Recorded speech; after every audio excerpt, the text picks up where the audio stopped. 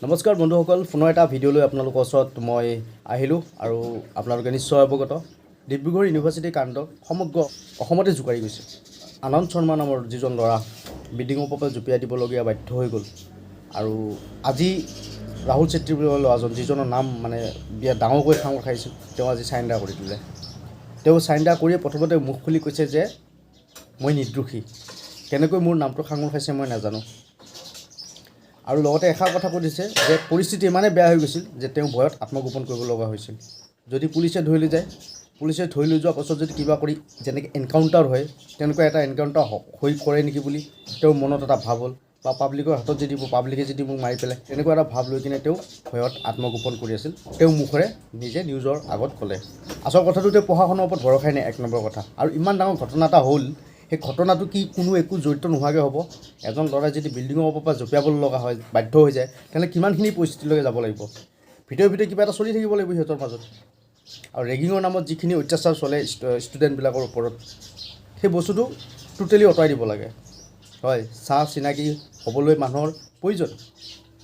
এইটো নহয় ৰেগিঙৰ নামত কাৰোবাক শত্ৰু ব্যৱহাৰ, এই চিষ্টেম নাই। এখন ইউনিভাৰ্চিটিত যেতিয়া কোনোবা মাক দেউতাকে পঢ়ায়, কোনোবা এজন ল'ৰা যায় ভৱিষ্যত গঢ়িবলৈ যায়, আৰু তেনেস্থলত তাত যাই কিনে কি শিকে? কিছুমান যি ছিনিয়ৰ ষ্টুডেণ্ট বুলি কয়, সিহঁতৰ কিবা ইউনিয়ন দুনিয়াৰ নাম কিছুমান থাকে। সিহঁতে কি কৰে?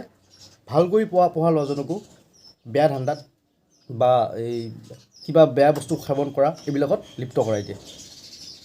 অমুকটো লৈ মানে চাকৰৰ নিচিনা কৰে। এই বস্তুবিলাক টোটেলি ইউনিভাৰ্চিটিৰ পৰা উঠিব লাগে। কাৰণ এইবোৰ বস্তু বিদ্যাক্ষেত্ৰখনো ভগৱান মন্দিৰ হয়, মন্দিৰত তেনেকুৱা বস্তু কেতিয়াও হ'ব নাপায়।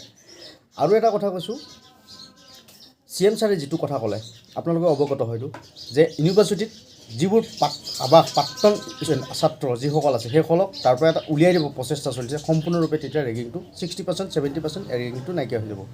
হয়, মই এইটো CM ছাৰক একদম মই 100% এগ্ৰী। ভাল, তেওঁ সেইখিনি যদি তেনেকুৱা যদি কৰে বহুত ভাল হ'ব।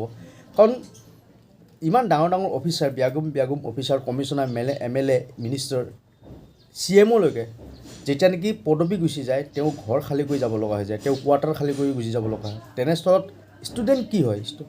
অভিয়াছলি যাব লাগিব। আপোনালোকৰ যেতিয়া এখন কলেজত যেতিয়া আপোনালোকে পঢ়িব, কলেজত যেতিয়া আপোনাক গ্ৰেজুৱেশ্যন কমপ্লিট কৰি দিব, তাৰপিছত আপুনি তাত থকাৰ কিবা কাৰণ আছে নেকি? তাত ঠিক আছে, তাত থাকক, তাত বা আছে। থাকি পিনে কি কৰিছে আপুনি? নতুন যে ষ্টুডেণ্ট আহিব, সেইখিনিক কলেজখনৰ বিষয়ে ভালকৈ বুজাব লাগে। ইউনিভাৰ্চিটিখন এনেকুৱা, আমি এনেকৈ থাকিব লাগে, পৰিৱেশটো এটা ভাল এটা বাতাবৰণ সৃষ্টি কৰিব লাগে। কিন্তু তাত থাকি ৰেগিঙৰ নামত কিছুমান দুষ্টই কি কৰে?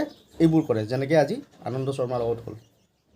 গতিকে এইবোৰ একদম টোটেলি বন্ধ হ'ব লাগে। আৰু অসম এখন এনেকুৱা ঠাই হয়, এই অসমৰ নিচিনা ঠাই এখনত যদি এনেকুৱা হয়, তেতিয়াহ'লে আৰু কি ক'ম? আপোনালোকেও চাই আছে এইবোৰ বস্তু নিউজত। মোৰ মনটো নৰল, গতিকে মই ভিডিঅ'টো বনাই আপোনালোকৰ ওচৰত মোৰ মনৰ প্ৰকাশ কৰিলোঁ। আপোনালোকে আপোনালোকৰ মতামত কমেণ্টত জনাব। ধন্যবাদ। এটা কথা কৈ থৈছোঁ বন্ধুসকল, handsome not matter, heart matter. জয় আই অসম।